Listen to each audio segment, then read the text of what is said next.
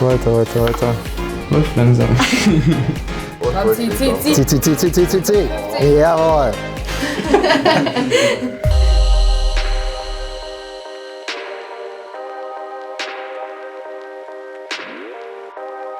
Hallo, mein Name ist Anna Klink. Paul Degner. Fabian Neckar, ich bin 24 Jahre alt und bin E-Sportler bei Leverkusen. E-Sportler zu sein bedeutet für mich vor allem ein Privileg. Es gibt sehr viele Leute, die das hauptberuflich machen wollen. Ja, es ist natürlich eine enorme Belastung für den Kopf. Für E-Sports muss man sehr ausdauernd sein. Teilweise spielt man 6-8 Stunden auf höchstem Niveau am Stück. Ach, so lang geht das manchmal? Okay, krass. Aber ihr macht dann Pausen zwischendrin oder gar nicht? Das schon? Ja. Wir machen heute einen kompletten Check-up, um einfach mal zu testen, wie leistungsfähig wir sind und an welchen Stärken wir weiterarbeiten dürfen und an welchen Schwächen wir noch arbeiten müssen. Da freuen wir uns heute drauf. Ich bin Direktor der medizinischen Abteilung, bin jetzt im 20. Jahr bei Bayer 04 beschäftigt. Ich verantworte den gesamten Bereich der Medizin. Ein E-Sportler muss erstaunlicherweise auch absolut topfit sein. Ein bisschen aufgeregt. Ein bisschen flott, ne? Aber das ist nur die Aufregung. Also wir haben eben einen Ultraschall des Herzens durchgeführt, einfach zu gucken, ist der Sportler herzgesund. Das war zum Glück der Fall. Des Weiteren haben wir halt das Herz mal unter Belastung sehen wollen. Dann haben wir einen Ausdauertest mittels eines Belastungs-EKGs auf dem Fahrrad gemacht. Damit haben wir ihn mit einem steigenden Widerstand belastet. Wie geht's gut? Läuft langsam. Und das ist natürlich ein Stress fürs Herz, der durchaus auch bei emotionalen Belastungen, bei Stress, wie er im E-Sport auftreten kann. Da erreichen wir auch höhere Herzfrequenzen. Also Blutdruck steigt jetzt schon. Und das haben wir halt durch eine mechanische Belastung einfach simuliert. Oh ja, jetzt wird schon langsam schwerer. Wir haben auch eine ganz normale Belastung gemacht, wie wir sie mit jedem Fußballer, Profifußballer gemacht hätten. Das heißt, mit den gleichen Belastungsstufen, den gleichen Steigerungen in der Belastung. Bei der Belastungsliga hast du 243 Watt geschafft. Der Rekord liegt bei 650 Watt. Ja, aber war schon sehr, sehr gut von dir. Ein Watt einfach. Ich bin Leiter der Abteilung Sportwissenschaft und Athletik hier bei Bayer 04 Leverkusen. Klar, in einem gesunden Körper steckt ein gesunder Geist. Das heißt, für die Konzentrationsfähigkeit beispielsweise ist es auch sehr wichtig, dass eine gewisse Grundfitness vorhanden ist. Es ist wichtig natürlich, dass die Handmuskulatur nicht atrophiert. Die wird natürlich regelmäßig gebraucht. Also wenn die Muskulatur dann einschläft oder sich Krämpfe oder Verspannungen einstellen, ist das mit Sicherheit auch nicht gut. Hier bestimmen wir jetzt die Handkraft mit so einem einfachen Dynamometer. Einfacher Test, kann man auch als Contest machen. Mit allen 4 Fingern hier reingreifen, in die Handfläche legen, maximal ziehen und dann haben wir direkt ein Ergebnis. Unterarm ablegen und maximal drücken. Und Zieh. Jawohl. Sehr gut. 45,4. 45,4 Kilo. Das ist schon mal eine Hausnummer. Bin gespannt, was bei dir kommt. Komm. Jawohl. 40,7. Sehr gut. Jetzt hast du Druck. Jetzt habe ich Druck. Auflegen und dann maximal. Komm. Jawohl, sehr gut. Ja, klares Ranking. Muskelkraft ist natürlich immer ein bisschen gemein, das zu verteilen. Deswegen gibt es hier dann eine Einordnung in Weak, Normal und Strong. Das war alles im normalen Bereich. Könnt ihr definitiv zufrieden sein. Wird nicht leistungslimitierend sein hinterher für euren Sport. Natürlich ist es eine wichtige Voraussetzung, dass die Sehkraft gut ist. Wie viel kostet so ein Gerät? Ach, das ist relativ günstig, glaube ich. Ich glaube 8.000. Relativ günstig. Ist im Endeffekt ein einfacher Test, der vorgeschaltet ist, um zu bestimmen, ob der E-Sportler oder ob unsere Athleten, die den Test auch machen zu Beginn der Saison, ob sie eine Sehhilfe brauchen oder ob sie in Nah- und Fernsicht über ein ausreichendes, gutes Sehvermögen verfügen. Des Weiteren bestimmen wir eine Rot-Grün-Sehschwäche. Ich denke, für einen E-Sportler auch durchaus relevant, je nachdem, welches Farbschema gewählt wird. Sollte da also eine Schwäche vorliegen, ist das mit Sicherheit gut zu wissen, um dann dementsprechend über Einstellungen am Monitor, über Kontraste oder Ähnliches darauf auch reagieren zu können.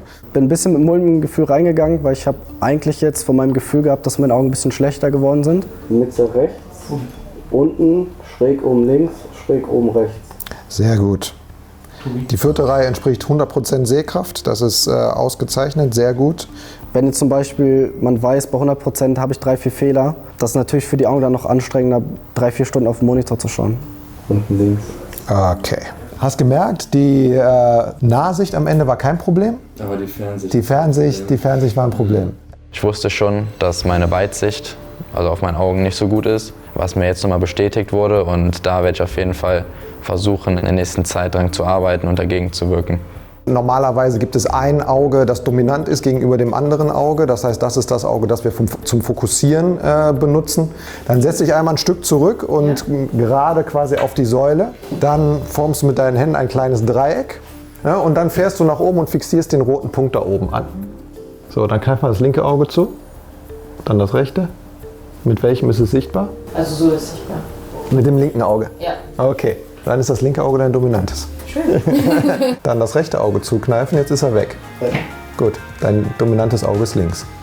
Ich weiß nicht, ob mein Körper gerade mit mir spielt, aber jetzt ist es genau. Jetzt ist es immer 8, jetzt ist es immer rechts oder was? Ja, dann war es vielleicht beim ersten Mal der eine von 10, wo man es falsch macht. Siehst du einen Punkt noch? Nein. Linkes Auge zukneifen, ist er da? Dann ist das rechte Auge dein dominantes, weil mit dem hast du fixiert. Krass.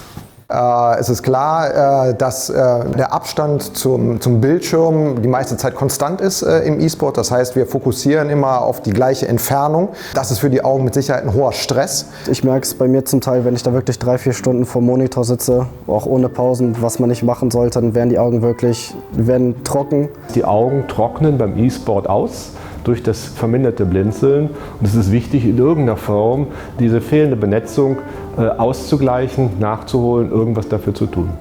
Hallo, mein Name ist Mira Jakobs. Ich bin Scientific Affairs Manager bei der Bayer Vital und für die Marke Bepanthen verantwortlich.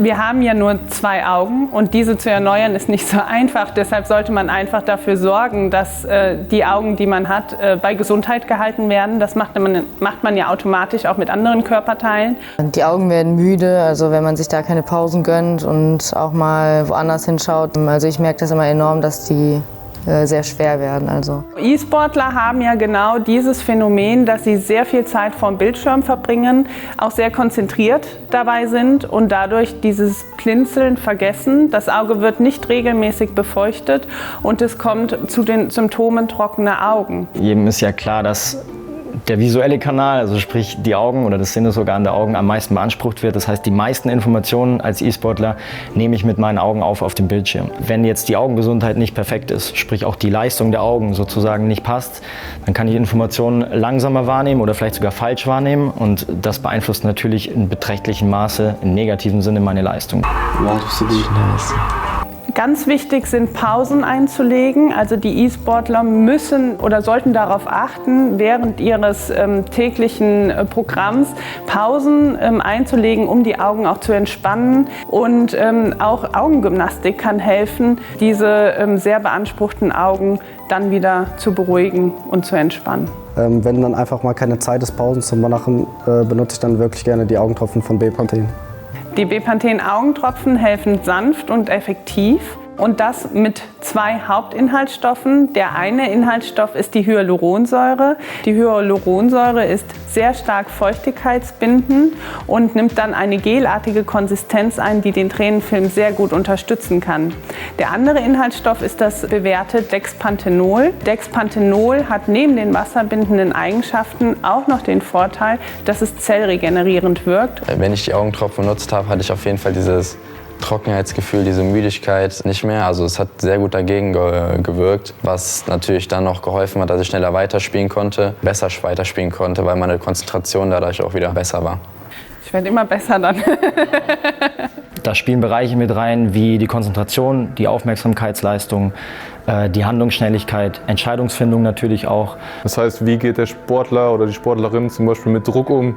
Das sind halt auch mentale Fähigkeiten, die für den E-Sport aus unserer Sicht wichtig sind. Im Grunde kann jeder E-Sport betreiben, was sicherlich auch ganz cool daran ist, aber wie beim Fußball oder anderen Sportarten setzt sich das schon immer zusammen aus den Komponenten Talent und Fleiß. Ich glaube, wenn man jetzt Messi, ob der jetzt einmal die Woche trainiert oder jetzt zum Beispiel ich jetzt würde 20 Mal die Woche trainieren, ich würde mein Leben nicht an dieses Potenzial kommen. Und ich glaube, bei E-Sportlern ist das relativ ähnlich. Ich kann vielleicht 5 Mal die Woche trainieren, 2 Stunden. Und dann gibt es andere Leute, die trainieren da jeden Tag 10 Stunden und die würden dann auch nicht auf das Niveau kommen. Der Determinationstest, DT, ist ein komplexer Aufmerksamkeits- und Reaktionstest. Das heißt, die Aufgabe der Sportlerinnen oder Sportler ist, möglichst schnell und genau auf unterschiedliche Reize zu reagieren. Für die Reaktion steht halt eine Tastatur und Fußpedale zur Verfügung und die Reize sind unterschiedliche Farben, Töne und halt visuelle Zeichen für die Fußpedale. Dunkel ist der Tiefe Ton. Dunkel ist der tiefe Ton, ja? Genau. Boah. Weiter. Der passt sich quasi dem Niveau der Person, die getestet wird, an. Das heißt, wenn die viele Fehler machen, dann wird das alles ein bisschen langsamer, wie die Reize dargeboten werden. Und wenn der gut drauf ist, dann wird es halt immer schneller, sodass man wirklich, wenn man den Test macht, der dauert ungefähr 4 Minuten, dass man bei den meisten Sportlerinnen und Sportlern schon merkt, okay, das war jetzt schon anstrengend und man ist danach so ein bisschen platt.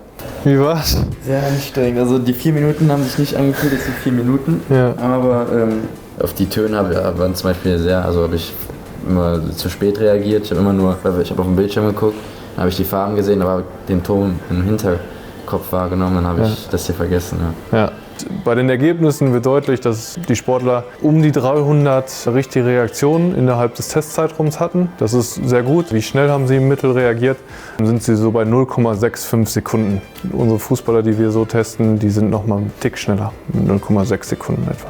Beim Augen-Hand-Koordinationstest geht es im Prinzip darum, einen Punkt, eine Kugel durch ein Labyrinth zu bewegen und dabei nicht abzuweichen. Wie gut kann man quasi das, was man sieht auf dem Bildschirm, in die Hände transportieren und umsetzen?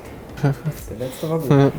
Da warst du drin. Die Sportlerinnen und Sportler waren relativ gewissenhaft, haben es versucht ordentlich zu machen. Das heißt eine relativ geringe Fehleranzahl oder Prozentzahl. Gleichzeitig ist dadurch natürlich aber auch die Dauer gestiegen. Das heißt, die Sportlerinnen und Sportler haben länger gebraucht als im Vergleich zur normalen Bevölkerung.